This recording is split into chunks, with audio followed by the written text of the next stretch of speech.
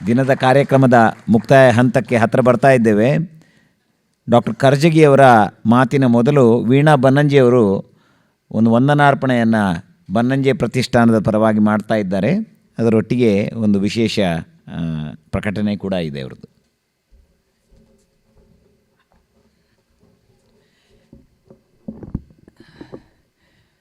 ಎಲ್ಲರಿಗೂ ಮತ್ತೊಮ್ಮೆ ನಮಸ್ಕಾರಗಳು. ಬಹಳ ಒಂದು ಸುದೀರ್ಘ ಅವಧಿಯ ಬೀಜಾಂಕುರ ಆದದ್ದು 2024 ಸೆಪ್ಟೆಂಬರ್. ಅದು ಬಂದಿದ್ದು ನಾನು ವೀರಶೈವ ಸಮಾಜದ ಬಸವ ಜಯಂತಿ ಕಾರ್ಯಕ್ರಮಕ್ಕೆ. ಉಳಿದಿದ್ದು ಮತ್ತು ಕರೆಸಿಕೊಂಡಿದ್ದು ಪೂರ್ಣಣ್ಣನ ಕುಟುಂಬ. ವೀಣಕ್ಕನ ಮನೆಯಲ್ಲಿ ನನಗೊಂದು ಕೋಣೆ ತೋರಿಸಿ ವೀಣಕ್ಕ ಹೇಳಿದರು, ಇಲ್ಲಿ ಇಂತಿಂಥದ್ದಿದೆ, ಇದು ಕಪಾಟು ನಿನಗೆ, ಇದು ಬಾತ್ರೂಮು, ಇದು ಬೆಡ್ಡು. ಅಲ್ಲೊಂದು ಟಿ ವಿ ಇತ್ತು. ಅವ್ರು ಹೇಳಿದರು ಇದರ ರಿಮೋಟು ಅಂತ. ನಾನು ಹೇಳಿದೆ T V doesn't exist in my life, ನೀವು ದಯವಿಟ್ಟು ನನಗೆ ಅದರ ರಿಮೋಟು ಕೊಡಬೇಡಿ. ಸೊ ಅವ್ರು ನನಗೆ ಅದರ ಸ್ವಿಚ್ ಆಗಲಿ ಅದರ ರಿಮೋಟ್ ಆಗಲಿ ಯಾವುದೂ ತೋರಿಸಿರಲಿಲ್ಲ. ಇದ್ದಕ್ಕಿದ್ದ ಹಾಗೆ 2 ರಾತ್ರಿಗಳನ್ನು ನಾನು ಅಲ್ಲಿ ಕಳೆದಿರಬೇಕು. ನಾನು ಬಹಳ ಸೂಕ್ಷ್ಮ, ನನ್ನ ಕೋಣೆಯ ಕತ್ತಲಿನ ಭಾಗಕ್ಕೆ ಮೀರಿದ ಒಂದು ಸಣ್ಣ ಬೆಳಕಾದರೆ ನನಗೆ ಎಚ್ಚರ ಆಗುತ್ತೆ.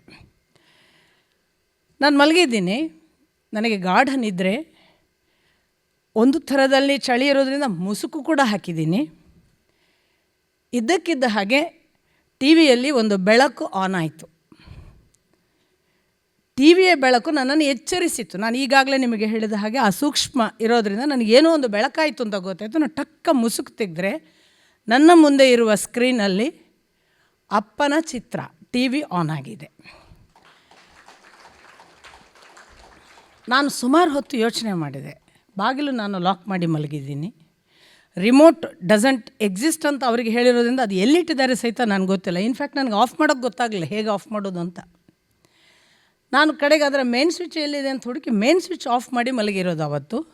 ಅವತ್ತು ರಾತ್ರಿ ಯೋಚನೆ ಮಾಡಿದೆ. ನಾನು ಬಂದಿದ್ದು ಬಸವ ಜಯಂತಿಯ ಬಸವಣ್ಣನ ಕುರಿತ ಮಾತಿಗೆ. ಅಪ್ಪ ಅಲ್ಲಿ ಚಿತ್ರದಲ್ಲಿ ಏನಕ್ಕೆ ಕಾಣಿಸಿಕೊಂಡ್ರು?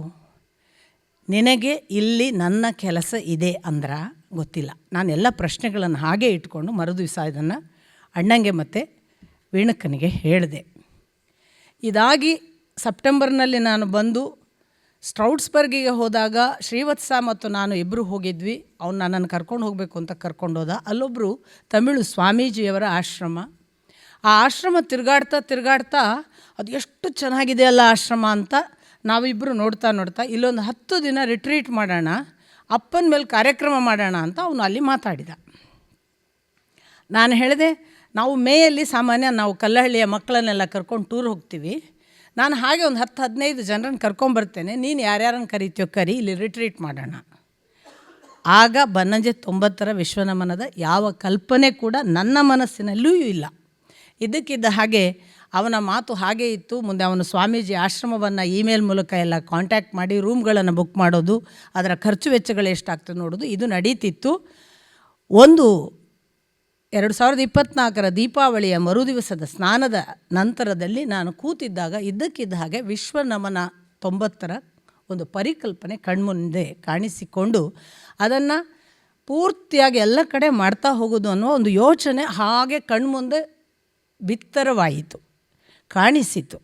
ಅದನ್ನು ತಕ್ಷಣ ನನ್ನ ಇಡೀ ಸಂಸ್ಥೆಯನ್ನು ಬಹಳ ಬೆನ್ನೆಲುಬಾಗಿ ನಿಂತು ನಡೆಸುವ ಮಲ್ಲೇಪುರಂ ಅವರು, ನಮ್ಮ ಅಧ್ಯಕ್ಷರವರು, ಅವರಿಗೆ ಕೂಡಲೇ ಕರೆ ಮಾಡಿ ಹೇಳಿದೆ, ವೀಣಾ ನೀನು ಏನು ಮಾಡ್ತೀಯೋ ಅದರ ಜೊತೆಗೆ ನಾವಿದ್ದೇವೆ, ಮುಂದುವರಿ ಅಂದುಬಿಟ್ರು.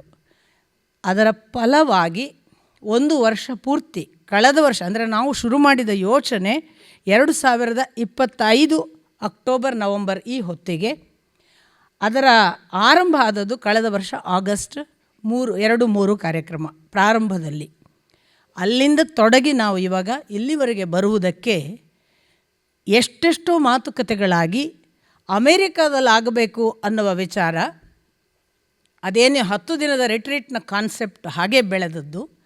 ಅದು ಬೇಡ 10 ದಿನದ ರಿಟ್ರೀಟೆಲ್ಲ ಅಲ್ಲಿ ಯಾಕೆ, ನಮ್ಮಲ್ಲೇ ಮಠ ಇದೆಯಲ್ಲ, ನಮ್ಮ ಕೃಷ್ಣ ಮಠದಲ್ಲಿ ಮಾಡಿ ಅನ್ನುವ ಪ್ರಸನ್ನಾಚಾರ್ಯರು ಮತ್ತು ಸ್ವಾಮೀಜಿಯವರ ಒಂದು ಒಳ್ಳೆಯ ಸೂಚನೆ ಮತ್ತೆ ಇಲ್ಲಿಗೆ ಸೆಳೆದು ತಂದು ಇಲ್ಲಿ 3 ದಿನ ಮಾಡೋದು ಅಂತ ಯೋಚಿಸ್ತಾ ಇರೋ ಹೊತ್ತಿಗೆ ಮತ್ತೆ ವೀಣಕ್ಕ ಪೂರ್ಣಣ್ಣ ಮಾತಾಡ್ತಾ, ಇಲ್ಲ ಅದು ಒಂದು ಜಾಗ ಬೇಡ 4 ಜಾಗ ಅಂತ ವಿಸ್ತರಿಸಿ ಅದನ್ನು ಇವತ್ತು ಇಲ್ಲಿ ಮಾಡೋಣ, ಹ್ಯೂಸ್ಟನ್ ಮತ್ತು ಫೀನಿಕ್ಸ್, ಅದಾದ ಬಳಿಕ ಸ್ಯಾನ್ ಹ್ಯೂಸೆಯಲ್ಲಿ ಮಾಡಿ 4 ಕಡೆಗೆ ವಿಸ್ತಾರ ಆಗಲಿ ಅಂತ ಬನ್ನಂಜೆ ವಿಶ್ವ ನಮನ ಇವತ್ತು ನಿಮ್ಮ ಮುಂದೆ ಹೀಗೆಲ್ಲ ತೆರೆದಿದೆ.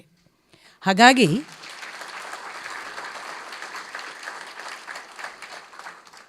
ಇದು ಯಾರು ಇದಕ್ಕೆ ಕಾರಣ ಗೊತ್ತಿಲ್ಲ. ಇಲ್ಲಿ ಯಾರಾದರೂ ಒಬ್ಬರಿದ್ದಾರಾ ಅಂತ ನಾನು ಭಾವಿಸುವುದಿಲ್ಲ.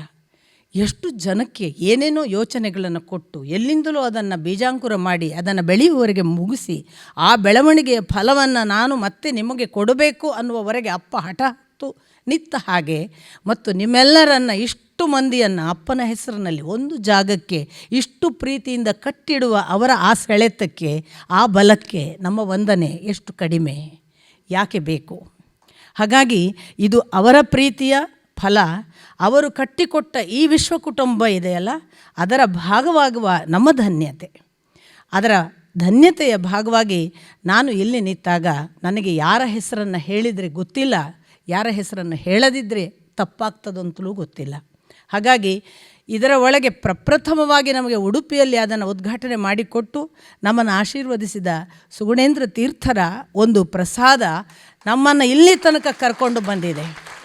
ಪರಮ ಪೂಜ್ಯರು ಆವತ್ತು ಮಧ್ವ ಸರೋವರದ ತೀರ್ಥವನ್ನು ಒಂದು ಕಲಶಕ್ಕೆ ಹಾಕಿ ಅದನ್ನು ಸೀಲ್ ಮಾಡಿಕೊಟ್ಟು ಒಂದು ಕಡೆಗೋಲನ್ನು ಕೃಷ್ಣನ ಸಂಕೇತವಾಗಿ ಕೊಟ್ಟು ಆಶೀರ್ವಾದ ಮಾಡಿ ನೀವಿನ್ನು ಯಾತ್ರೆ ಹೊರಡಿ ಅಂತ ಅಂದು ಹೇಳಿದ ಆಗಸ್ಟ್ 2ರ ಮಾತಿಗೆ ಇವತ್ತು ನಾವು ಎಲ್ಲಿ ನಿಂತಿದ್ದೇವೆ. ಇನ್ನೂ 2-3 ತಿಂಗಳಲ್ಲಿ ನಾವು ಆಗಸ್ಟ್ 1, 2, 3 ಸಮಾರೋಪ ಬೆಂಗಳೂರಿನಲ್ಲಿ ಮಾಡಲಿಕ್ಕಿದ್ದೇವೆ. ಇಷ್ಟೆಲ್ಲ ಪೂಜನೀಯರ ಆ ಆಶೀರ್ವಾದದ ಜೊತೆಗೆ ಒಂದೇ ಒಂದು ಕಾರ್ಯಕ್ರಮ ಅಲ್ಲ ನಾವು ಮಾಡಿದ್ದು. ಉಡುಪಿಯಲ್ಲಿ ನಾವು ಉದ್ಘಾಟನೆ ಮಾಡಿಸಿಕೊಂಡು ಮಣಿಪಾಲ, ಮೂಡುಬಿದ್ರೆ, ಮಂಗಳೂರು, ಸುಬ್ರಹ್ಮಣ್ಯ, ಪುತ್ತೂರು, ಅಲ್ಲಿಂದ ಶಿವಮೊಗ್ಗ, ಸಾಗರ, ರಾಯಚೂರು, ಧಾರವಾಡ, ಗುಲ್ಬರ್ಗ, ಹುಬ್ಬಳ್ಳಿ, ಚಿಕ್ಕಮಗಳೂರು, ಮೈಸೂರು ಎಲ್ಲ ಕರ್ನಾಟಕದ ಭಾಗದಲ್ಲಿ ಕಾರ್ಯಕ್ರಮ ಮುಗಿಸ್ಕೊಂಡು ಇಲ್ಲಿಗೆ ಬಂದು ಇಲ್ಲಿನ 4 ಕಾರ್ಯಕ್ರಮ ಮುಗಿಸಿ ಜೂನಿಗೆ ನಾವು ಕೆಕ್ಕಾರು, ಕಾರ್ಕಳ ಮುಗಿಸಿ ಅದರ ನಂತರ ಜುಲೈಯಲ್ಲಿ ಕಲ್ಲಹಳ್ಳಿ, ಜಮಖಂಡಿ ಅಥವಾ ಬಾಗಲಕೋಟೆ ಈ ಭಾಗಗಳಲ್ಲಿ 2 ಕಾರ್ಯಕ್ರಮ, ಆಗಸ್ಟ್ 1, 2, 3 ಅದರ ಸಮಾರೋಪ. ಇಷ್ಟು ದೊಡ್ಡ ಒಂದು ಕೆಲಸ ಯಾರಾದರೂ ನಾವು ಮಾಡಿದ್ದೇವೆ ಅಂದರೆ ನಮ್ಮಷ್ಟು ನಗೆಪಾಟಲು ಇನ್ಯಾರು? ಈ ಒಂದು ದೊಡ್ಡ ಕೆಲಸವನ್ನು ಒಬ್ಬ ದೊಡ್ಡ ವ್ಯಕ್ತಿ ತನಗೆ ಏನೋ ಕಾರಣವಿಲ್ಲದೆ ಮಾಡೋದಿಲ್ಲ. ಅವನು ಏನೋ ಒಂದು ಉದ್ದೇಶ ಇಟ್ಕೊಂಡು ಇಷ್ಟನ್ನೆಲ್ಲ ನಮ್ಮಿಂದ ತಾನು ಬದಿಗೆ ನಿತ್ತ ಹಾಗೆ ಮಾಡಿ ನಮ್ಮಿಂದ ನಡೆಸುವ ಒಂದು ಹೂಟ ಹೂಡಿದ್ದಾನೆ ಅಂತಲೇ ನಾನು ನಂಬಿದ್ದೇನೆ. ಮಗಳು ವೀಣಾ ಮಾಡಿದಾಳೆ ಅಂತ ನೀವೇನಾದರೂ ಭಾವಿಸಿದರೆ ನಾನು ಮಗಳಲ್ಲ ಅಂತ ನಾನು ಅವರು ಬದುಕಿರುವಾಗ ಹೇಳಿದವಳು. ನಾನು ಆಚಾರ್ಯರ ದಿವಂಗತ ಮಗಳು ಅಂತ. ಯಾಕೆಂದರೆ ಯಾವ ಮಕ್ಕಳು ಬದುಕಿದ್ದರೆ ಅಪ್ಪನ ಆಸ್ತಿಗೆ ಮಾತ್ರ ಬದುಕಿರ್ತಾರೆ. ಅವರು ಸತ್ತರೆ ನಿಜವಾದ ಆಸ್ತಿಯ ಬೆನ್ನು ಹತ್ತಕ್ಕೆ ಸಾಧ್ಯ. ಅಪ್ಪನನ್ನು ಬೆನ್ನು ಹತ್ತುವುದು ನಚಿಕೇತನಂಥವರು ಅಥವಾ ಧ್ರುವನಂಥವರೇ ನನಗೆ ನಿಜವಾದ ಆದರ್ಶಗಳು. ಅದರ ಆಚೆಗೆ ನನಗೆ ಇನ್ಯಾವ ಹಸಿವುಗಳು ಇಲ್ಲವಾದ್ದರಿಂದ ನಾನು ಹೀಗೆ ಅಪ್ಪನನ್ನು ನಿಮ್ಮ ಜೊತೆಗೆ ನೋಡುವ ಪ್ರಯತ್ನ ಮಾಡ್ತಿದ್ದೇನೆ. ಯಾಕೆಂದರೆ ನಿಮಗೆ ಗೊತ್ತು, ಒಬ್ಬ ಅಪ್ಪ ಮಾತ್ರ ಆಗಿರ್ತಾನೆ. ಅವರು ಹೋದ ನಂತರ ಅಪ್ಪನನ್ನು ನಾವು ನಿಮ್ಮ ಮುಖಾಂತರ ಕಾಣಬೇಕಾಗತ್ತೆ. ಯಾಕೆಂದರೆ ನಮಗೆ ಅಪ್ಪ ನಾವು ಯಾವ ಮುಖವೂ ಕಾಣೋದಿಲ್ಲ. ಅವರು ಅಪ್ಪನಾಗಿ ಅವರ ಜವಾಬ್ದಾರಿ, ಕೌಟುಂಬಿಕವಾಗಿ ನಮಗೇನು ಸಂಬಂಧ, ನಾವು ಅವರ ಜೊತೆಗೆ ಹೇಗೆ, ಇಷ್ಟು ಮಾತ್ರ ನಮಗೆ ತಿಳಿದಿರ್ತಾರೆ. ಅದರ ಆಚೆಗೆ ತಿಳಿಸೋದಿದೆಯಲ್ಲ, ಅದು ನಿಮ್ಮಂಥವರ ಒಡನಾಟ, ನಿಮ್ಮಂಥವರ ಪ್ರೀತಿ, ನಿಮ್ಮಂಥವರು ತೋರುವ ನಿಮ್ಮ ಎದೆ ಬಗಿದಾಗ ಕಾಣುವ ಆ ಭಕ್ತಿಯಲ್ಲಿ ನಾವು ನಮ್ಮ ಅಪ್ಪನ ಮುಖ ಕಾಣೋಕ್ಕೆ ಪ್ರಯತ್ನ ಪಡ್ತೀವಿ. ಅದನ್ನು ನಾವು ಮಾಡ್ತಿದ್ದೇವೆ ಕಳೆದ ಇಷ್ಟು ದಿನಗಳಿಂದ. ಅಂಥದ್ದೊಂದು ಹಲವು ಕನ್ನಡಿಗಳನ್ನು ನಮ್ಮ ಮುಂದೆ ಇಟ್ಟು ಹೋಗಿದ್ದಾರಲ್ಲ ಅಪ್ಪ, ಅದಕ್ಕೆ ನಾನು ನಿಮಗೆ ತುಂಬ ಧನ್ಯತೆಯ ನಮಸ್ಕಾರವನ್ನು ಪ್ರಪ್ರಥಮವಾಗಿ ಸಕಲ ಸದ್ಭಕ್ತರ ಹಾಗೆ ಬಂದು ಪ್ರತಿ ಪ್ರೀತಿಯಿಂದ ಅಪ್ಪನನ್ನು ಅಖಂಡವಾಗಿ ಪ್ರೀತಿಸ್ತಾ ಅದರ ಜೊತೆಗೇ ಇದು ಇನ್ನೂ ಮುಂದುವರಿಬೇಕು, ಇದರ ಜೊತೆಗೆ ನಾವಿದ್ದೇವೆ, ನಾವೆಲ್ಲ ಕಟ್ಟಿಕೊಂಡು ಇದನ್ನು ಅಪ್ಪನ ಲೋಕವನ್ನು ನಿರ್ಮಾಣ ಮಾಡಬೇಕು ಅಂತ ನೀವು ಹೊರಟ ಈ ಒಂದು ದೊಡ್ಡ ಕೈಂಕರ್ಯಕ್ಕೆ ನಾವು ಸದಾ ಮಣಿತೇವೆ. ನಮ್ಮದೇನಿದ್ದರೂ ಕೂಡ ಒಂದು ಅವರು ಕಟ್ಟಿಕೊಟ್ಟ ಆ ನಾನು ಯಾವಾಗಲೂ ಹೇಳೋದಿತ್ತು ನನ್ನ ಮನೆಯಲ್ಲಿ ಕೂಡ, ಅವರು ಕಟ್ಟಿದ ಆ ದೊಡ್ಡ ಪರಂಪರೆಯ ಆ ಭವ್ಯ ಅರಮನೆಯನ್ನು ಖಂಡಿತ ನಾವು ಇನ್ನು ಯಾವ ಕಾಲಕ್ಕೂ 100 ವರ್ಷಗಳ ಆಚೆಗೂ ಕಟ್ಟಕ್ಕೆ ಸಾಧ್ಯ ಇಲ್ಲ. ಆದರೆ ಆ ದೊಡ್ಡ ಅರಮನೆಯ ಕಂಬ ಕೆಡಹದಂತೆ ಜೀವ ಕೊಟ್ಟು ಕಂಬವಾಗಿ ನಿಲ್ಲುವಷ್ಟಾದರೂ ನಾವು ಮಾಡಬೇಕು ಅನ್ನೋದಷ್ಟೇ ನನ್ನ ಆದ್ಯ ಕಾಳಜಿ. ಅಂಥದ್ದೊಂದು ಕಾಳಜಿಯಿಂದ ಹೊರಟಾಗ ನೀವೆಲ್ಲ ನನಗೆ ಒಟ್ಟು ನಮ್ಮ ಬನ್ನಂಜೆ ಪ್ರತಿಷ್ಠಾನಕ್ಕೆ, ನಮ್ಮ ಜೊತೆಗಿನ ಎಲ್ಲ ಜೀವರಾಶಿಗಳಿಗೆ ಎಷ್ಟು ಧಾರೆ ಎರೆದಿದ್ದೀರಿ ನಿಮ್ಮ ಪ್ರೀತಿಯನ್ನು. ಈ ಋಣವನ್ನು ನಾನು ಯಾವ ಕಾಲಕ್ಕೂ ನಾವು ಬನ್ನಂಜೆ ಪ್ರತಿಷ್ಠಾನ ನಿರಂತರ ನೆನೀತದೆ ಮತ್ತು ಮಣಿಯುತ್ತದೆ. ನಾನು ಈಗಾಗಲೇ ಹೇಳಿದೆ, ಬನ್ನಂಜೆ ಗೋವಿಂದಾಚಾರ್ಯರ ಒಂದು ಚಿತ್ರ ಮಾಡ್ತಿದ್ದೇವೆ ಅಂತ. ಎಲ್ಲವೂ ಕಟ್ಟುತ್ತಾ ಹೋದದ್ದು. ಅವರ ಚಿತ್ರ ಮಾಡಬೇಕು ಅನ್ನುವುದು ಬಂತಲ್ಲ, ಅದನ್ನೂ ಕೂಡ ಮಾಡಿಯೇ ಸಿದ್ಧ ಅಂತ ತೀರ್ಮಾನ ಮಾಡುವಾಗ 1 ಕೋಟಿಯ ಬಜೆಟ್ ಬನ್ನಂಜೆ ಗೋವಿಂದಾಚಾರ್ಯ ಪ್ರತಿಷ್ಠಾನ ನಿರ್ಮಾಣ.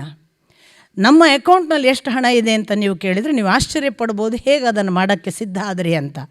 ಆದರೆ ಅದೆಲ್ಲ ಅಲ್ಲ, ಕಟ್ಟಬೇಕಾದವನು ಕಟ್ತಾ ಹೋಗ್ತಾನೆ ಅನ್ನುವ ಛಲ ಮತ್ತು ಅವ ಕಟ್ಟಿಸಿಯೇ ತೋರಿಸ್ತಾನೆ ಅನ್ನುವ ಅವನೇ ಬರೆದ ಮುನ್ನುಡಿ ಇದೆಯಲ್ಲ, ಅದು ನಮ್ಮನ್ನು ನಡೆಸ್ತಿರುವುದರಿಂದಲೇ ನಿಮ್ಮ ಮುಂದೆ ನಾವು ಚಿತ್ರವನ್ನು ತರ್ತೀವಿ ಅಂತ ಹೇಳಿದ್ದು.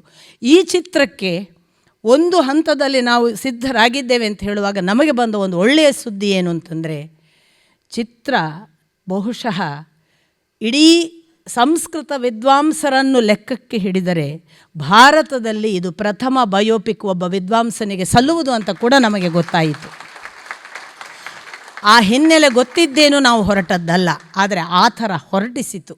ಹಾಗಾಗಿ ಅಂಥದ್ದೊಂದು ಚಿತ್ರ ನಿರ್ಮಾಣ ಕೂಡ ಮಾಡ್ತೇವೆ. ಇನ್ನೂ ಒಂದು ನಾನು ಮುಂದುವರಿದು ನಿಮ್ಮೆಲ್ಲರ ಅಪೇಕ್ಷೆಯ ಭಾಗವೋ ನೀವೇ ನನ್ನನ್ನು ಪ್ರಶ್ನಿಸುವ ಭಾಗವೋ ಆಗಿ ಕೇಳುವ ಒಂದು ಪ್ರಶ್ನೆ. ಅಕ್ಕ ಸಮ್ಮೇಳನ ನಡೆಯುತ್ತೆ ಅಮೇರಿಕಾದಲ್ಲಿ, ನಾವಿಕ ಸಮ್ಮೇಳನ ನಡೆಯುತ್ತೆ ಅಮೇರಿಕಾದಲ್ಲಿ. ಒಂದು ದೃಷ್ಟಿಯಿಂದ ಸರ್ಕಾರದಿಂದ ಮತ್ತು ಕೆಲವು ಲಾಬಿಗಳ ಒಳಗೆ ಬೇರೆ ಬೇರೆ ಮುಖಗಳನ್ನಿಟ್ಟುಕೊಂಡು ತಮ್ಮದೇ ಒಂದು ನಿರ್ದಿಷ್ಟ ಗೆರೆಯಲ್ಲಿ ನಡೆಯುವ ಸಂಸ್ಥೆಗಳು ಅಪ್ಪ ಅನ್ನುವ ಸಮ್ಮಿಲನ ಮಾಡೋಣ, ಪ್ರತಿ ವರ್ಷ ಮಾಡೋಣ ಅಂತ ನನ್ನ ಯೋಚನೆ. ಈ ಯೋಚನೆ ಬಂದದ್ದು ಕೂಡ ನಿನ್ನೆ ಅಲ್ಲ ಮೊನ್ನೆ. ಏನು ಅಪ್ಪ ಅಂದರೆ ಆಚಾರ್ಯ ಪ್ರತಿಷ್ಠಾನ ಮತ್ತು ಪುತ್ತಿಗೆ ಮಠ ಅಮೇರಿಕ. ಈ ದೃಷ್ಟಿಯಿಂದ ಅಪ್ಪ ಅನ್ನುವ ಸಮ್ಮಿಲನ ಅಪ್ಪನ ಕೆಲಸವಾಗಿ ಸಾಂಸ್ಕೃತಿಕ ಮತ್ತು ಆಧ್ಯಾತ್ಮಿಕ ವಿಷಯಗಳಲ್ಲಿ ಹೆಚ್ಚು ಹೆಚ್ಚು ಚರ್ಚೆಗಳಾಗಲಿ, ಆಧ್ಯಾತ್ಮಿಕವಾಗಿ ಅಪ್ಪ ಎಷ್ಟು ಬಿಟ್ಟು ಹೋಗಿದ್ದಾರೆ ಅದನ್ನು ನಾವು ಉಣ್ಣುವ ನಾವು ಬೆಳೆಯುವ ಒಂದು ಕೆಲಸವಾಗಲಿ ಅನ್ನುವ ಕಾರಣಕ್ಕಾಗಿ ಅಪ್ಪ ಪ್ರತಿಷ್ಠಾನದ ಯೋಚನೆಯನ್ನು ಕೂಡ ನಾನು ನಿಮ್ಮ ಮುಂದೆ ಹಂಚಿಕೊಳ್ತಿದ್ದೀನಿ. ಆಗ ನಾನು ಬಾರದಿದ್ದರೂ ಅಪ್ಪ ಸಮ್ಮಿಲನ ನಡೀಲಿ ಅನ್ನೋದಷ್ಟೇ ನನ್ನ ಪ್ರಾರ್ಥನೆ.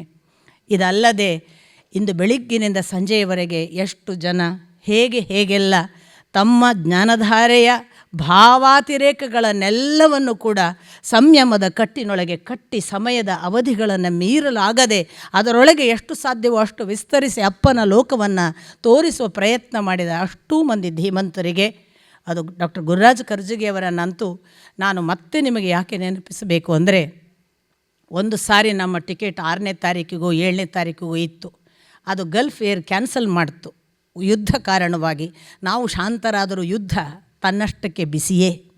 ಆ ಕಾರಣವಾಗಿ ಅದು ತನ್ನ ಟಿಕೆಟನ್ನು ಹಿಂದಕ್ಕೆ ತೆಗೆದುಕೊಂಡಾಗ ಕರ್ಜಗಿಯವರ ಡೇಟ್ಗಳನ್ನು ತೆಗೆದುಕೊಂಡೇ ನಾವು ಟಿಕೆಟ್ ಬುಕ್ ಮಾಡಬೇಕು. ಯಾಕೆಂದರೆ ಅವರು ಎಷ್ಟು ಒಂದೊಂದು ಹಂತವನ್ನು ಒಂದೊಂದು ನಿಮಿಷವನ್ನು ವ್ಯರ್ಥ ಮಾಡದೆ ನಡೆಯುವವರು. ಅಂಥ ಹೊತ್ತಿನಲ್ಲಿ 5ನೇ ತಾರೀಕಿಗೆ ಟಿಕೆಟ್ ಆಗುತ್ತೆ, ಸ್ವಲ್ಪ ಅಲ್ಲಿ ಆ ದಿನಾಂಕ ಕಡಿಮೆ ಇದೆ ಅಂದಾಗ ಬೋರ್ಡ್ ಮೀಟಿಂಗ್ ಮೊದಲಾದವುಗಳನ್ನೆಲ್ಲ ಬದಿಗಿರಿಸಿ ಆಗಲಿ ನೀವು ಮಾಡಿ, ನಾನು ನನ್ನೆಲ್ಲ ಕೆಲಸಗಳನ್ನು ಮುಂದಕ್ಕೆ ಹಾಕ್ಕೊಳ್ತೀನಿ ಅಥವಾ ಹಿಂದಕ್ಕೆ ಮಾಡ್ಕೊಂಡು ಬಿಡ್ತೀನಿ ಅಂತ ಬಂದಿದ್ದಾರೆ ಡಾಕ್ಟರ್ ಗುರುರಾಜ್ ಕರ್ಜಗಿ ಅವರು. ನಾವು 10 ದಿನ ಅಪ್ಪನ ನೆನಪಿನಲ್ಲಿ ಹೃಷಿಕೇಶದ ಗಂಗಾದಡದಲ್ಲಿದ್ವಿ. ಅಲ್ಲಿ ಕೂಡ ನಮ್ಮ ಜೊತೆಗೆ ಡಾಕ್ಟರ್ ಗುರುರಾಜ್ ಕರ್ಜಗಿಯವರು ನಿರಂತರ ಒಂದು ಮಗುವಿನ ಹಾಗೆ ಇದ್ದರು. ಅವರು 4 ಜನ ಸೇರಿದ ಒಂದು ಸಭೆಯಲ್ಲೋ ಒಂದು ಏಕಾಂತದಲ್ಲೋ ಯಾರೋ ಕೇಳಿದರಂತೆ, ವೀಣಾ ಗೊತ್ತಾ ನಿಮಗೆ ಅಂತ. ಗೊತ್ತು, ಅವಳು ನನ್ನ ಮಗಳು ಅಂದಿದ್ದಾರೆ. ಇದಕ್ಕಿಂತ ಧನ್ಯತೆ ನನಗೆ ಯಾವ ಕಾಲಕ್ಕೂ ಬರಲಿಕ್ಕೆ ಸಾಧ್ಯವೇ ಇಲ್ಲ. ಅಂಥ ಗುರುರಾಜ್ ಕರ್ಜಗಿಯವರು ಈ 1 ತಿಂಗಳನ್ನು ನಮಗಾಗಿ ಧಾರೆ ಎರೆದಿದ್ದಾರೆ. ಅದಲ್ಲದೆ ಬೇರೆ ಬೇರೆ ಜಾಗದಿಂದ ನೀವೇ ಎಲ್ಲೆಲ್ಲಿಂದ ಬಂದಿದ್ದೀರಿ. ಡಾಕ್ಟರ್ ಮುಕುಂದ್ ಅವರಿರ್ಬೋದು, ಪೂರ್ಣಪ್ರಸಾದ್ ಅಣ್ಣನನ್ನು ನಾನು ಹೇಳಲಿಕ್ಕಿಲ್ಲ. ಇಡೀ ಕಾರ್ಯಕ್ರಮದ ಬೆನ್ನಿಗೆ ನಿಂತು ಇದನ್ನು ನಡೆಸಬೇಕು ಅಂತ ಹೇಳಿದಾಗ ಅದರ ಒಂದೊಂದು ಆಯಾ ಆಕಾರಗಳನ್ನು, ರೂಪುಗಳನ್ನು, ರೇಷೆಗಳನ್ನು ಕೊಟ್ಟು ಪ್ರತಿಯೊಬ್ಬ ವಿದ್ವಾಂಸರನ್ನು ಸಂಪರ್ಕಿಸಿ ಅವರಿಗೆ ಸಾಧ್ಯತೆ ಇರುವ ಯಾವ ಯಾವ ವಿಷಯಗಳನ್ನು ಹೇಗೆ ಕೊಡಬೇಕು ಅಂತ ಎಲ್ಲವನ್ನು ಲೊಕೇಟ್ ಮಾಡಿ ನಮ್ಮ ಈ ಜಾಗಕ್ಕೆ ಇಂಥವರು, ಈ ಜಾಗಕ್ಕೆ ಇಂಥವರು ಅಂತ ಎಲ್ಲವನ್ನು ಮಾಡಿಕೊಟ್ಟವರು ಪೂರ್ಣಣ್ಣ. ಬದುಕಿನಲ್ಲಿ ಹೆತ್ತವರನ್ನಷ್ಟೇ ಬಿಟ್ಟು ಹೋಗುವುದಿಲ್ಲ ದೊಡ್ಡವರು. ತುಂಬ ಜನ ವಿರಕ್ತ ಬಂಧುಗಳನ್ನು ಕಟ್ಟಿಕೊಟ್ಟು ಹೋಗ್ತಾರೆ. ಹಾಗೆ ಸಿಕ್ಕವರು ಪೂರ್ಣಣ್ಣ. ಅದರ ಇನ್ನೊಂದು ಭಾಗವೇ ಪ್ರಸನ್ನಾಚಾರ್ಯ ಅನ್ನುವ ಅಣ್ಣ ಕೂಡ. ಪ್ರಸನ್ನ ಅಣ್ಣ ಅಲ್ಲದೇ ಇದ್ದರೆ ನಮಗಿಷ್ಟು ಧೈರ್ಯವೇ ಬರ್ತಿರಲಿಲ್ಲ. ಅವರಿಗೆ ನನ್ನನ್ನು ನೋಡಿ ಭಯ ಅಂತಾರೆ, ಯಾಕೆ ಅಂತ ನನಗೆ ಗೊತ್ತಾಗಲಿಲ್ಲ. ನಮಗೆ ಇಷ್ಟು ಧೈರ್ಯ ಬಂದದ್ದೇ ಅವರನ್ನು ನೋಡಿ. ಅವರು ನನಗೆ ಯಾಕೆ ಭಯಪಟ್ಟರು ಅನ್ನೋದೇ ನನಗೆ ಬಹಳ ಸಂಕೋಚದ ಮತ್ತು ವಿಶೇಷ ಪ್ರಶ್ನೆ. ಇಂಥ ಪ್ರಸನ್ನ ಅಣ್ಣನನ್ನಾಗಲಿ ಅಥವಾ ಬೆಳಗಿನಿಂದ ಮಾತನಾಡಿದ ಮುಕುಂದ್ ಅವರನ್ನಾಗಲಿ, ಜೊತೆಗೆ ಶ್ರೀಪ್ರಸಾದ್ ಅವರಾಗಬಹುದು, ನೆಲಮಂಗಲದ ಜಯಕೃಷ್ಣ ಅವರಾಗಬಹುದು, BM ರಮೇಶ್ ಕೆನಡಾದಿಂದ ಬಂದಿದ್ದಾರೆ. ಬನ್ನಂಜೆ ಪುರಸ್ಕಾರವನ್ನು ನಾವು ಅವರಿಗೆ ಯಾಕೆ ಕೊಟ್ಟಿದ್ವಿ ಅನ್ನೋದನ್ನು ಆನ್ಲೈನ್ ಜಗತ್ತಿನಲ್ಲಿ ಯಾರಾದರೂ ನೀವು ಪುರಾಣವನ್ನು ಹುಡುಕಿದರೆ ಇವತ್ತು ಪುರಾಣ ಪ್ರಪಂಚ ನಿಮಗೆ ಅಧಿಕೃತವಾಗಿ PDF ಫಾರ್ಮ್ಯಾಟಲ್ಲಿ ಪುಸ್ತಕ ರೂಪದಲ್ಲಿ ಇವತ್ತು ಘನ ರೂಪದಲ್ಲಿ ಸಿಗೋದಿಲ್ಲ. ಆದರೆ ನಿಮಗೆ ಯಾವ ಪುಸ್ತಕ ಸಿಗದೇ ಇದ್ದರೂ ಕೂಡ ಅಷ್ಟೂ ಆನ್ಲೈನಲ್ಲಿ ಸಿಗುವ ಹಾಗೆ ಅದು ಮಹಾಭಾರತ, ಅದು 18 ಪುರಾಣ, ಉಪಪುರಾಣಗಳು. ಪ್ರತಿ ಪುರಾಣವನ್ನು ಒಂದು ಪ್ರಹ್ಲಾದ ಅಂತ ಬರೆದ್ರೆ ಪ್ರಹ್ಲಾದ ಎಲ್ಲೆಲ್ಲ ಬರ್ತಾನೆ, ಯಾವ್ಯಾವ ಪುರಾಣಗಳಲ್ಲಿ ಉಲ್ಲೇಖ ಇದೆ, ನರಸಿಂಹ ಅವತಾರ ಯಾವ ಯಾವ ಪುರಾಣಗಳಲ್ಲಿ ಉಲ್ಲೇಖ ಇದೆ, ಈ ಥರದ ಒಂದು ರಿಸರ್ಚ್ ಕೆಲಸನ ಮಾಡಿದ್ದಾರಲ್ಲ BM ರಮೇಶ್, ಅದಕ್ಕೆ ನಾವು ಅವರನ್ನು ಕೂಡ ಇದಕ್ಕೆ ಸೇರಿಸಿಕೊಂಡಿದ್ದೇವೆ. ಅಂಥ ಮಹನೀಯರ ಜೊತೆಗೆ ಅಪ್ಪ ಬಹಳ ಇನ್ಫ್ಲುಯೆನ್ಸ್ ಮಾಡಿರೋದು ಹೆಣ್ಮಕ್ಳಿಗೆ. ಒಬ್ಬ ಸುಪರ್ಣ ಅಂತ ಒಬ್ಬ ಹೆಣ್ಮಗಳನ್ನು ಮಾತಾಡ್ಸಿದ್ದೀರಲ್ಲ ಅಂತ ಅದು ಕೂಡ ತುಂಬ ಸಂತೋಷ. ಅನೇಕ ಜನ ಕೂಡಿ ಇಂಥದ್ದೊಂದು ಸುಂದರವಾದ ಕಾರ್ಯಕ್ರಮವನ್ನು ಬೆಳಗಿನಿಂದ ಸಂಜೆವರೆಗೆ ಇಷ್ಟು ಹೊತ್ತು ಕೂಡೋದಿದೆಯಲ್ಲ, ಇದು ಮಹಾ ತಪಸ್ಸು. ಆ ಕೂಡುವುದರಲ್ಲಿ 2 ಅರ್ಥಗಳಿವೆ. ಬರೀ ಕೂಡುವುದಲ್ಲ, ಅದು ಕೂಡುವುದು ಕೂಡ ಅವನ ಜೊತೆಗೆ. ಅಂಥ ಕೂಟವನ್ನು ಆ ಅಪ್ಪನ ಕಾರಣವಾಗಿ ನೀವಿಷ್ಟು ಜನ ಸಾಧ್ಯವಾಗಿಸಿದ್ದಕ್ಕೆ ನಿಮಗೂ ಕೂಡ ಮತ್ತೆ ಮತ್ತೆ ನಮಸ್ಕರಿಸಿ, ಇದು ಯಾಕೆ ಕೊನೆಯ ಮಾತನ್ನು ಇರುವಾಗಲೇ ನಾನು ಬಂದೆ ಅಂದರೆ, ವಂದನ ಅರ್ಪಣೆ ಮಾಡಿದರೆ ಮುಗಿಯಿತು ಅಂತ ಅರ್ಥ. ಮುಗಿಯೋದಿಲ್ಲ, ಇದು ಮುಂದುವರಿಯುತ್ತದೆ ಅನ್ನುವ ಕಾರಣಕ್ಕಾಗಿ ನಾನು ಅವರ ಮಾತನ್ನು ಕಡೆಗಿರಿಸಿ ನಾನು ಬಂದಿದ್ದೇನೆ. ಇದು ಮುಂದುವರಿಯಬೇಕು, ಜ್ಞಾನ ಪರಂಪರೆ ನಿಲ್ಲಬಾರದು ಅನ್ನೋ ಆಶಯದ ಜೊತೆಗೆ ನಮ್ಮನ್ನು ಇಲ್ಲಿಗೆ ಬಂದಾಗ ಹೇಗೆ ವೀಣಕ್ಕೆ ಕರೆಸ್ಕೊಂಡು ನಮ್ಮನ್ನೆಲ್ಲ ಈ ನೆಲಕ್ಕೆ ಪರಿಚಯಿಸಿದ ಒಂದು ಪುಣ್ಯ ಭಾಗವಾಗಿ ಅಪ್ಪನ ಪ್ರತಿನಿಧಿಯಾಗಿ ನಮ್ಮ ಜೊತೆಗೆ ಇದ್ದರೂ ಹೇಗೋ ಹಾಗೆ ನಾವು ಇಷ್ಟು ಜನ ಇವತ್ತಿಗೆ 12 ಜನ ಬಂದಿದ್ದೀವಿ. 12 ಜನರನ್ನು ನಮ್ಮನೆಗೆ ಬನ್ನಿ ಅಂತ ಹೇಳುವ ಬಹಳ ಆಶ್ಚರ್ಯ. ಭಾರತ ಮಾತೆಯನ್ನು ಮದುವೆ ಮಾಡಿಕೊಳ್ಳಿ ಅಂತ ಹುಡುಗನಿಗೆ ಹೇಳಿದ ಅಪ್ಪನ ಕವನವನ್ನು ನಾನು ಹೇಳಿದೆ. ಭಾರತವನ್ನು ನೀವು ಬಿಟ್ಟು ಬಂದಿದ್ದೀರಿ, ಆದರೆ ಭಾರತ ಮಾತೆಯನ್ನು ನಿಜವಾಗಿ ಮದುವೆಯಾದವರು ನೀವೇ. ಯಾಕೆ ಅಂದರೆ ನೋಡಿ, ಒಂದು ಪಿತೃಋಣ, ಒಂದು ಋಷಿ ಋಣ, ಮತ್ತೊಂದು ಈ ಎಲ್ಲವುಗಳನ್ನು ತೀರಿಸಬೇಕು ಅನ್ನುವ ಹಾಗೆ ನೀವಿದ್ದೀರಲ್ಲ. ಭಾರತಿ ಪಾಟೀಲ್ ಇಷ್ಟೂ ಜನರನ್ನು ತನ್ನ ಮನೇಲಿ ಕರೆಸ್ಕೊಂಡು ಕೂಡಿಸ್ಕೊಂಡಿದ್ದಾರೆ. ಇದು ಭಾರತ ಮಾತೆಯನ್ನು ಕಟ್ಟಿಕೊಂಡೇ ಈ ಭಾರತ ಸಂಸ್ಕೃತಿಯ ಜೊತೆಗೆ ಅಮೇರಿಕಾದಲ್ಲಿ ಬೆಳೀತಾ ಇರುವ ಒಂದು ದೊಡ್ಡ ಪರಂಪರೆ. ಅಪ್ಪ 80ರ ಸಂಭ್ರಮದಲ್ಲಿ ಹೇಳಿದರು, ಹಿಂದೂ ಧರ್ಮ ಭಾರತದಲ್ಲೊಂದು ದಿನ ಇಲ್ಲವಾಗಬಹುದು, ಅದು ಅಮೇರಿಕಾದಲ್ಲಿ ಇರುತ್ತೆ ಅಂತ. ಆ ಮಾತಿಗೆ ನೀವು ಸಾಕ್ಷಿಯಾಗಿದ್ದೀರಿ. ಆ ಮಾತಿಗೆ ನಿಮ್ಮ ನಡೆನುಡಿಗಳು ಆಧಾರವಾಗಿವೆ ಅಂತ ನನಗನ್ಸುತ್ತೆ. ಅಪ್ಪ ನಿಮ್ಮನ್ನೆಲ್ಲ ನೋಡಿ ಹಾಗಂದಿರಬೇಕು.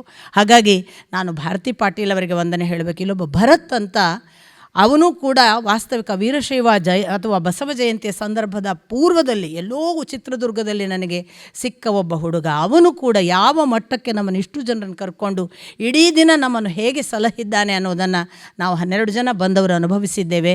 ಅದು ಮತ್ತೆ ಭಾರತೀಯ ಪರಂಪರೆಯ ಮುಂದುವರಿಕೆ.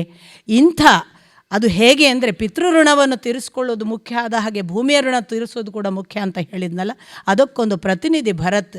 ಇಡೀ ಭಾರತದ RSS ಇರ್ಬೋದು, ಮತ್ತೊಬ್ಬರು ಇರ್ಬೋದು, ಎಲ್ಲರೂ ಬಂದು ಕೆಲಸ ಮಾಡುವ ಹಾಗೆ ತನ್ನ ಕಟ್ಟಡವನ್ನು ಹಾಗೆ ಪುಕ್ಕಟೆ ಕೊಡ್ತೀನಿ ಅಂತ ಕರೀತಾರೆ. ಅವರ ಕೆಲಸಗಳನ್ನು ನೋಡಿದರೆ ಅವರು ಮಾಡ್ತಾ ಇರೋ ಕೋಟಿಗಟ್ಟಲೆಯ ಹಣದ ವ್ಯವಹಾರಗಳಲ್ಲಿ ಅವರು ಭಾರತ ಮಾತೆಗಾಗಿ ಕೆಲಸ ಮಾಡಬೇಕು ಅಂತ ಚಿತ್ರದುರ್ಗದಲ್ಲೆಲ್ಲ ಹಳ್ಳಿ ನಡೆಸ್ತಾರೆ, ತಾನು ಹುಟ್ಟಿ ಬಂದ ಹಳ್ಳಿಯನ್ನೆಲ್ಲ. ಇದು ಭಾರತೀಯ ಪರಂಪರೆ. ನಿರಂತರವಾಗಿ ಅಪ್ಪ ಮಾಡಿ ಹೋದ ಪಾಠವನ್ನು ಬೇರೆಯವರಿಗೆ ಹೇಳುವ ಕೆಲಸದ ಮೂಲಕ ಪೂರ್ಣಣ್ಣ ಪಿತೃಋಣ ತೀರಿಸ್ತಿದ್ದಾರೆ. ಇದೆಲ್ಲ ಸೇರಿ ಅಪ್ಪ ಆಗಿದ್ದಾರೆ ಅಂತ ನಾನು ಭಾವಿಸ್ತೀನಿ. ಹಾಗಾಗಿ ನಾನು ಭಾರತೀಯಕ್ಕನಿಗೆ ವಂದಿಸ್ಲಾ, ಭರತನಿಗೆ ವಂದಿಸ್ಲಾ, ಅಥವಾ ಇಲ್ಲಿಗೆ ಅಪ್ಪ ಬರುವುದಕ್ಕೆ ಕಾರಣ ಆದ ವೀಣಕ್ಕನನ್ನು ವಂದಿಸ್ಲಾ. ವೀಸಾ ಸಹಿತ ಇನ್ನು ಮೇಲೆ ನನ್ನನ್ನು ಕರಿಬೇಡ್ರಿ. ನನಗೆ ಆ ದೇಶಕ್ಕೆ ಹೋಗಿ ನಾಯಿ ಹಾಗೆ ನಿಂತುಕೊಂಡು ಬಾಲ ಅಲ್ಲಾಡಿಸ್ಲಿಕ್ಕೆ ಏನೂ ಇಲ್ಲ. ನಾನು ಯಾವತ್ತೂ ಹೋಗಲ್ಲ ಆ ದೇಶಕ್ಕೆ ಅಂತ ಕೂತಿದ್ರು ಅಪ್ಪ ಹಠ ಮಾಡಿ. ಅವ್ರಿಗೆ ನನ್ನ ಹತ್ರ ಕೆಲಸ ಇರ್ಬೋದು, ಅಮೇರಿಕಾದವರಿಗೆ, ನನಗಿಲ್ಲ, ನಾನು ಹೋಗಲ್ಲ. ಯಾಕಂದ್ರೆ 2 ಸರಿ ವೀಸಾ ರಿಜೆಕ್ಟ್ ಆಗಿತ್ತು ಅಪ್ಪನದ್ದು. ಹಾಗೆ ಹೇಳಿದಾಗ ಹಠಕ್ಕೆ ನಿಂತು ವೀಣಕ್ಕ ಹೋಗಿ ವೀಲ್ ಚೇರಲ್ಲಿ ಅಪ್ಪನ ಕೂಡಿಸಿ, ನೀವೇನು ಮಾತಾಡಬೇಡಿ ಅಪ್ಪ, ಎಲ್ಲ ನಾನು ಮಾತಾಡ್ತೇನೆ ಅಂತ ಹೇಳಿ ಹಠ ಮಾಡಿ ಆ ವೀಸಾವನ್ನು ಬರುವ ಹಾಗೆ ಸಾಧ್ಯವಾಗಿಸಿ ಆ ಬಳಿಕ ಪ್ರತಿ ವರ್ಷ 6 ತಿಂಗಳು ಅಪ್ಪನನ್ನು ಇಟ್ಟು ನಿಮ್ಮ ಜೊತೆಗೆ ಒಡನಾಡುವ ಹಾಗೆ ಮಾಡಿದ್ದು ವೀಣಕ್ಕ ಮತ್ತು ಪೂರ್ಣಣ್ಣ. ಅದೆಲ್ಲವನ್ನು ಎಲ್ಲಿ ಮರೆಯೋದು, ಯಾರಿಗೆ ಧನ್ಯವಾದ ಹೇಳೋದು. ಇಂಥ ಎಲ್ಲ ಸೊಬಗಿನ ಅನಾವರಣ ಇವತ್ತು ಆಗಿದೆ. ಇಷ್ಟು ಜನ ಕೂಡಿ ಅಪ್ಪ ಇದ್ದಾರೆ, ಯಾರೋ ಒಬ್ಬರಲ್ಲಿಲ್ಲ. ಇಷ್ಟೂ ಜನರನ್ನು ಸೇರಿಸಿ ಇಂಥದ್ದೊಂದು ಕಾರ್ಯಕ್ರಮವನ್ನು ಮಾಡುವುದಕ್ಕೆ ಶ್ರೀವತ್ಸ ಕಟಿಬದ್ಧನಾಗಿ ನಿಂತಿದ್ದಾನೆ. ಅದೆಲ್ಲದರ ಫಲವಾಗಿ ಒಂದಷ್ಟು ಜನ ಸ್ವಯಂ ಸೇವಕರು, ಒಂದು 50 ಜನ ಸ್ವಯಂ ಸೇವಕರು ನಿರಂತರವಾಗಿ ಶ್ರಮಿಸಿದ್ದೀರಿ. ಎಲ್ಲಕ್ಕೂ ಮಿಗಿಲಾಗಿ ಇವತ್ತು ಊಟ ಬಹಳ ಸುಗ್ರಾಸ ಭೋಜನ ಅಂತ ಆ ರಾಜೇಂದ್ರ ಕಾರಂತ್ ಅವರನ್ನು ಕೂಡ ನಾನು ತುಂಬ ಧನ್ಯವಾದಗಳೊಂದಿಗೆ ನೆನೀತೇನೆ. ಅವರು ದಯವಿಟ್ಟು ವೇದಿಕೆಗೆ ಬರಬೇಕು. ಹಾಗೆಯೇ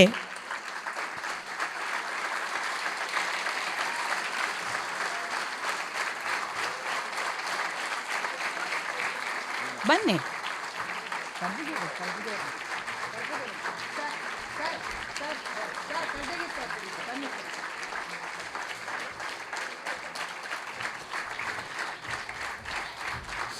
ಭಾರಿ ಒಳ್ಳೆಯ ಬನ್ನಿಪ್ಪ, ಬನ್ನಿ ಬನ್ನಿ ಬನ್ನಿ, ಅಲ್ಲಿ ಬನ್ನಿ, ಅಲ್ಲಿ ಬನ್ನಿ, ಅಲ್ಲಿ ಬನ್ನಿ.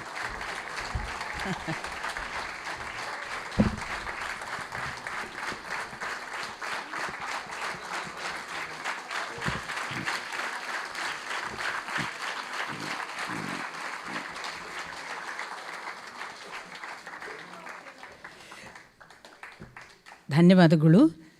ಹಾಗೆಯೇ ಒಂದು ಸ್ಮರಣ ಸಂಚಿಕೆ ಮಾತ್ರವಲ್ಲ, ಅದರ ಹಿಂದೆ ಎಷ್ಟು ಒಂದು ಧಾರೆ ಎರೆದ ಸಮರ್ಪಣೆ ಇದೆ. ವಾಸಮೂರ್ತಿ ಅಣ್ಣ ಎಷ್ಟು ಕೆಲಸ ಮಾಡಿದ್ದಾರೆ, ಸುಧೀಂದ್ರ ಯಾಪಲ್ಪರ್ವಿಯವರು ಎಷ್ಟು ಕೆಲಸ ಮಾಡಿದ್ದಾರೆ. ಇದೆಲ್ಲ ಆಗುವುದಕ್ಕೆ ಅವರಿಗೂ ಕೂಡ, ಅದರ ಜೊತೆಗೆ ನಾಳೆ ಇನ್ನು ವಾಷಿಂಗ್ಟನ್ಗೆ ಹೋಗ್ತೀವಿ.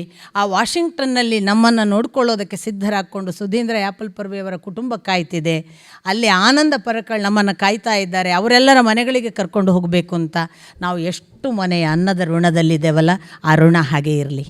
ಯಾಕೆಂದರೆ ಅದಕ್ಕಿಂತ ದೊಡ್ಡ ಋಣ ಇನ್ಯಾವುದೂ ಬೇಡ. ಯಾಕೆಂದರೆ ಹೃದಯವನ್ನು ಬೆಸೆಯೋದು ಅದೊಂದೇ.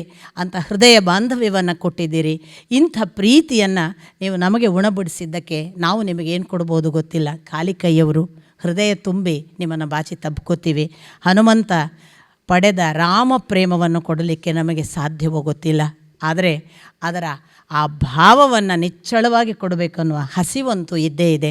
ಅಂಥ ಪ್ರೇಮದ ಜೊತೆಗೆ ನಿಮ್ಮೆಲ್ಲರನ್ನು ವಂದಿಸಿ, ಯೋಗೀಂದ್ರ ಭಟ್ ಅವರು ಮತ್ತು ಇಲ್ಲಿ ಎಲ್ಲ ಸ್ವಯಂ ಸೇವಕರು, ನಾನು ನಿಮ್ಮನ್ನು ಎಲ್ಲರನ್ನು ಕೂಡ ಎದೆಯಲ್ಲಿಟ್ಟುಕೊಂಡು ಆಗಸ್ಟ್ 1, 2, 3 ದಯವಿಟ್ಟು ಬೆಂಗಳೂರಿಗೆ ಬನ್ನಿ, ನಮ್ಮ ಜೊತೆಗಿರಿ, ನಮ್ಮ ಕಾರ್ಯಕ್ರಮದಲ್ಲಿ ಪಾಲ್ಗೊಳ್ಳಿ. ಸಿಕ್ಕಾಗ ನಿಮ್ಮ ಮನೆಯ ಮಗು, ನಿಮ್ಮ ತಂಗಿ, ನಿಮ್ಮ ಅಕ್ಕ ಅಂತ ತಿಳ್ಕೊಂಡು ನಮ್ಮನ್ನು ಪ್ರೀತಿಸಿ ಅಂತ ಕೇಳುವುದನ್ನು ಬಿಟ್ಟು, ಅಪ್ಪನ ಈ ರಕ್ತ ಪಡೆದು ಬಂದದ್ದಕ್ಕೆ ಬೇರೆ ಏನೂ ಭಾಷೆ ನನಗೆ ಗೊತ್ತಿಲ್ಲ.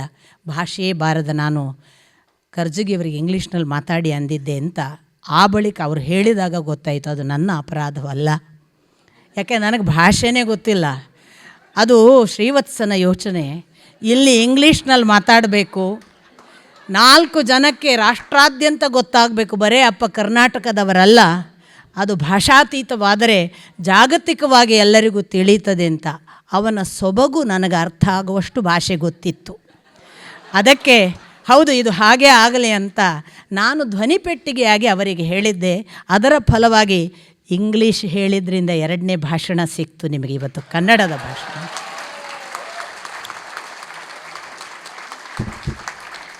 ಜಗತ್ತಿನಲ್ಲಿ ಯಾವುದು ಕೂಡ ಯಾವುದೋ ಒಂದು ಒಳಿತಿಗಾಗಿ ಆಗ್ತದೆ ಅನ್ನೋದನ್ನು ಮತ್ತೆ ನೆನಪಿಸ್ತಾ, ನನ್ನ ಜೊತೆಗೆ ಬಂದ ಎಲ್ಲ ಬೆಂಗಳೂರಿಂದ ಬಂದ ಎಲ್ಲ ಮಿತ್ರರು ಒಮ್ಮೆ ದಯವಿಟ್ಟು ವೇದಿಕೆಗೆ ಬರಬೇಕು. ಎಲ್ಲರೂ ಬನ್ನಿ. ಕವಿತಾ, ಶಾರದಕ್ಕ, ಸುದಿಯಮ್ಮ, ವೆಂಕಟರಾಜ್ ಬಾವ, ಎಲ್ಲರೂ, ಆನಂದಣ್ಣ, ಎಲ್ಲ ಕುಟುಂಬ ಫಾಸ್ಟ್ ದಯವಿಟ್ಟು ಬೇಗ ಬರಬೇಕು, ಅನುಮಾನ ಇಲ್ಲದೆ. ಫ್ಲೈಟ್ ಹೋಗಿಬಿಡುತ್ತೆ, ತಕ್ಷಣ ಬನ್ನಿ. ನಾವು ನಿಮಗೆ ಬೇರೇನೂ ಮಾಡೋದಕ್ಕೆ ಸಾಧ್ಯ ಇಲ್ಲ. ನಾವು ಇಷ್ಟು ಜನ ಬಂದಿದ್ದೀವಿ, ನೀವು ಇಷ್ಟು ಜನರನ್ನು ಬಹಳ ಪ್ರೀತಿಯಿಂದ ಕರ್ಕೊಂಡಿದ್ದೀರಿ. ನೀವೆಲ್ಲರಿಗೂ ಕೂಡ ಭಕ್ತಿಪೂರ್ವಕವಾದ ಪ್ರಣಾಮಗಳನ್ನು ಸಲ್ಲಿಸ್ತೇವೆ. ನಮ್ಮನ್ನು ಚೆನ್ನಾಗಿ ನಡೆದಾಗ ಬೆನ್ನು ತಟ್ಟಿ ಪ್ರೋತ್ಸಾಹಿಸಿ, ತಪ್ಪು ನಡೆದಾಗ ನಿಮ್ಮ ಕೈಯಲ್ಲಿರುವ ಅಸ್ತ್ರದಿಂದ ದಂಡಿಸಿ ನಾವು ಅದಕ್ಕೆ ಅರ್ಹರು ಅಂತ ಮತ್ತೊಮ್ಮೆ ಹೇಳ್ಕೊಳ್ತಾ, ನಿಮಗೆಲ್ಲರಿಗೂ ಭಕ್ತಿಪೂರ್ವಕವಾದ ಅತ್ಯಂತ ಪ್ರೀತಿಯ ಪ್ರಣಾಮಗಳು. ಟಾಯ್ಲೆಟನ್ನು ಒರೆಸಿದ ಮತ್ತು ತೊಳೆದ ಆ ಎಲ್ಲ ಜೀವರಾಶಿಗಳನ್ನು ಕೂಡ ನಾನು ಭಕ್ತಿಯಿಂದ ನಮಿಸ್ತೇನೆ. ನಮಸ್ಕಾರ.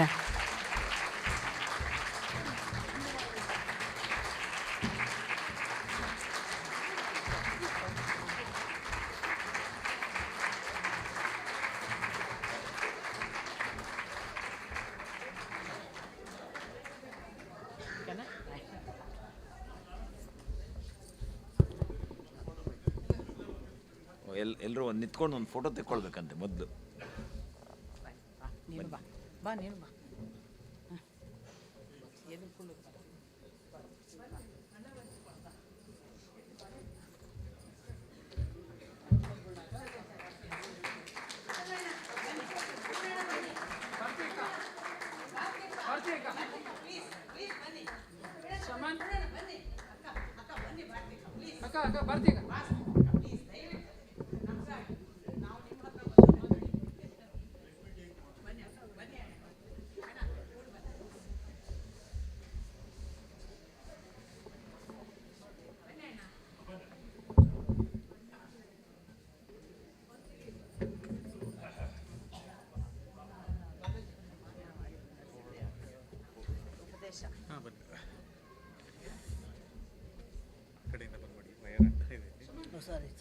ಸರಿ, ಈ ಕಡೆ ಬಂದ್ಬಿಡಿ.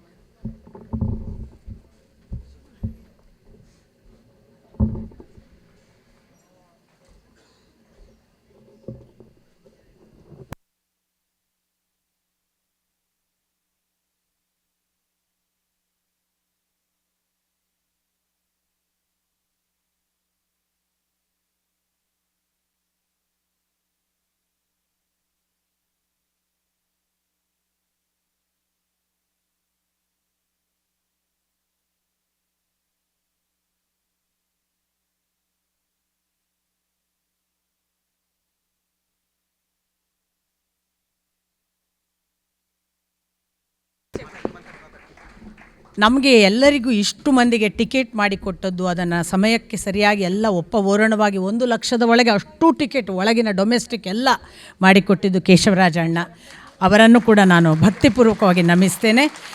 ನಮ್ಮ ಪುಸ್ತಕ ನೀವು ಭೇದೋಜ್ಜೀವನವನ್ನು ಉದ್ಘಾಟನೆ ಮಾಡಿದ್ದು ಕೇಳಿದ್ರಿ. 3 ದಿನಗಳಲ್ಲಿ ಸಾಹಿತ್ಯ ಪ್ರಕಾಶನದ ಸುಬ್ಬಣ್ಣ ಅದು ಅಸಾಧ್ಯ ಅನ್ನುವ ಕೆಲಸವನ್ನು ಅತ್ಯಂತ ಅದ್ಭುತವಾಗಿ ಮಾಡಿದ್ದಾರೆ. ಅವರಿಗೂ ಕೂಡ ವಂದನೆಗಳು.